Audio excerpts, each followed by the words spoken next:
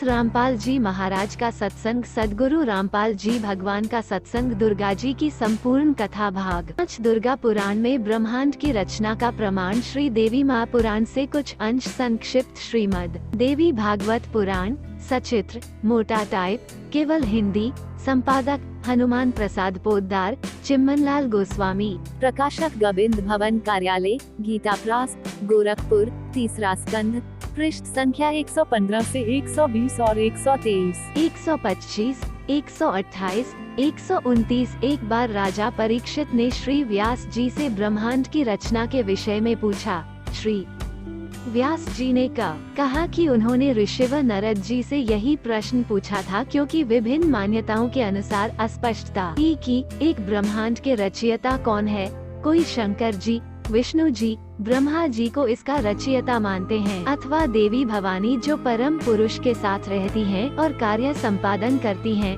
नारद जी ने कहा कि उन्होंने इस संदेह के बारे में अपने पिता अमित तेजस्वी ब्रह्मा जी से पूछा था, जिनके पास स्वयं यथार्थ उत्तर नहीं था, और इसका वर्णन किया कि जब वो कमल से उत्पन्न हुए तो वहाँ हर जगह जल ही जल था और वह अपनी उत्पत्ति के विषय में आश्चर्यचकित थे।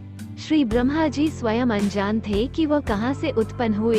लगभग 1000 वर्ष तक ब्रह्मा जी ने जल में पृथ्वी की खोज करता रहा, लेकिन पृथ्वी नहीं मिली।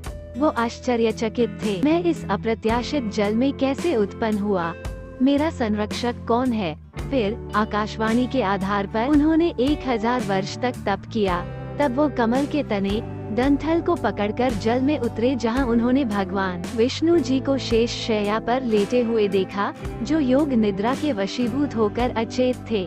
जब उन्होंने ब्रह्मा जी ने भगवती योग निद्रा को याद किया, तो वो विष्णु जी के शरीर से अचिंत्य रूप धारण करके निकली और आकाश में विराजमान हो गयी।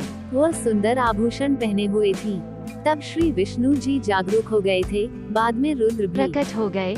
तब उस देवी ने उन्हें उनके प्रत्येक के उनसे संबंधित कार्यों को बताया, यानी सृष्टि, स्थिति और संहार, और तीनों को एक विमान में अद्भुत दृश्य दिखाने के लिए ले गए। वे ब्रह्मलोक गए और ब्रह्मा 4 मुखों सहित चतुरानन को देखा, और तीनों आश्चर्यचकित हो गए कि यह अविनाशी ब्रह्मा कौन है।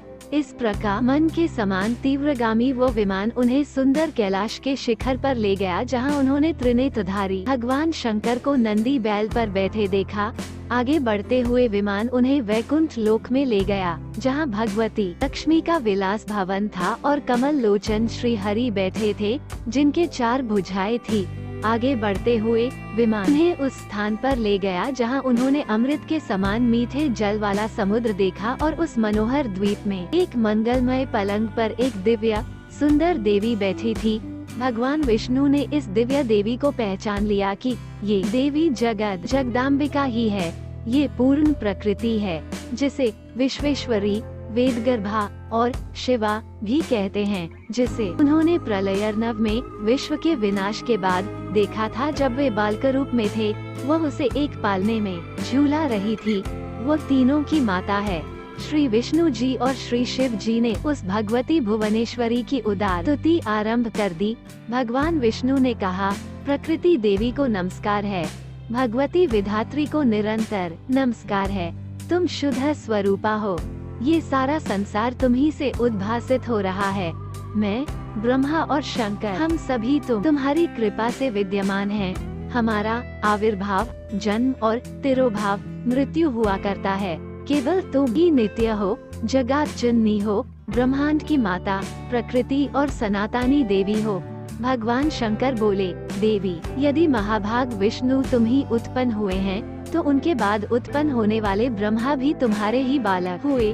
फिर मैं, तमोगुणी लीला करने वाला शंकर, क्या तुम्हारी संतान नहीं हुआ, अर्थात मुझे भी उत्पन्न करने वाली तुम ही हो। इस संसार की सृष्टि, स्थिति और संहार में तुम्हारे गुण सदा समर्थ हैं।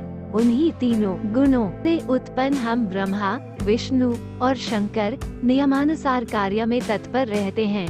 मैं, ब्रह्मा और विष्णु विमान पर चढ़कर जा रहे थे। हमें नए नए जगत दिखाई दिए। भवानी, भला कहिए तो उन्हें किसने बनाया है?